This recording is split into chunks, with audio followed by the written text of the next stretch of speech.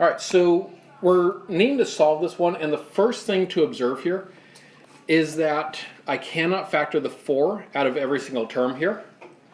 And that already tells me, okay, so factoring is going to be a little bit harder. So then I might try actually setting up the box to use guess and check method. But doing so, we'll find this one is not factorable. Now, once we've decided it's not factorable, we're going to have to then use quadratic formula. All right, so quadratic formula, when do we go and use that? First up, remember that we need to know what a, b, and c are. So a equals whatever number is multiplied by x squared. So a is 4. B is whatever is multiplied by x. That is negative 12. And c is whatever the number is hanging on the end, all by its lonesome self. That is 7. Now that I know that, I'm going to plug it into the quadratic formula, which is in your notes from yesterday's work. So x equals negative b. Notice I write it actually as negative parentheses negative 12. I don't want to do simplifying as I put it in, or I'm going to end up making a sign error somewhere along the way a lot of the time. So negative b plus or minus the square root of b squared. So I'm going to do negative 12 squared minus 4ac. So 4 times a is 4 and c is 7. So the square root is over all of that, b squared minus 4ac. Now all of that is on the top of a fraction. The bottom of the fraction is 2a, so it's going to be 2 times 4 on the bottom. This is what our original setup should look like. And again, notice I wasn't doing any simplification as I went. I was just plugging in, and wherever I plugged it in, I put it in parentheses. If you make that a habit with this, it makes life a whole lot easier, and it makes your answers a whole lot more consistently correct. All right, from here, we now do the simplifying. All right, so next line, negative 12. Well, of course, that's going to be 12. Plus or minus the square root.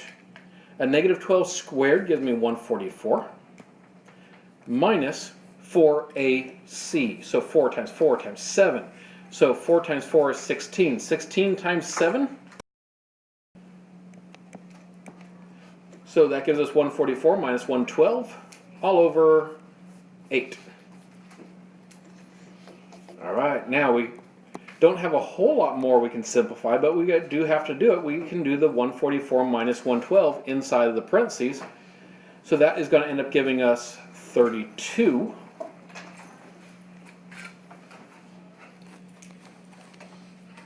All right, so we now have 12 plus or minus the square root of 32 over 8. And at this point, we have a decision to make.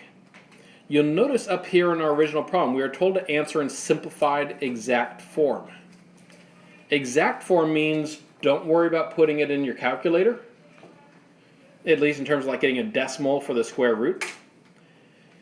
So we're going to leave the square root in there. But simplified means we're going to have to simplify that square root. So now it becomes a new type of problem. Now I'm basically taking that answer and I'm just simplifying what I can. Now, let's go off to the side here and take a look at that square root of 32. The square root of 32, is there a perfect square that I can divide 32 by? Yes, there is. In fact, there's a few of them. What's the biggest perfect square that I can divide out of the 32? 16, yeah. Because 16 goes into 32 2 times. So the square root of 16 is 4, and the square root of 2 stays the square root of 2. And so that root 32 becomes 4 root 2. And so that's what I put into my answer now. So it becomes 12 plus or minus 4 root 2 over 8. All right, so I simplified the radical. There's only one last thing I need to check and see if I can simplify, and that is the fraction as a whole now. Can I reduce this fraction? Now, if I'm going to reduce a fraction like this, that means I would have to be able to divide every term on the top and the bottom by the same number. So specifically in this case, that means 12, 4 root 2, and 8. Is there anything I can divide all three of those by? 4. I can divide them by 2, I can divide them by 4, yes. And of course I always want to go with the biggest one, so I'm going to divide them all by 4. So when I do that, 12 divided by 4 is 3, plus or minus stays plus or minus. 4 root 2 divided by 4 just is root 2.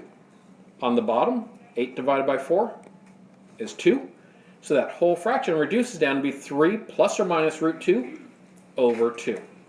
This then is the final answer because that is reduced as it gets. So when you're having to answer in simplified exact form, you do the quadratic formula. So we did the whole quadratic formula part, and that got us to this step right here. And then once we did that, then it was a matter of simplifying it. Now if it says round your answer to this decimal or that decimal, I would have put it in the calculator at that point instead of reducing from that point. So that's the point where we have to make a decision.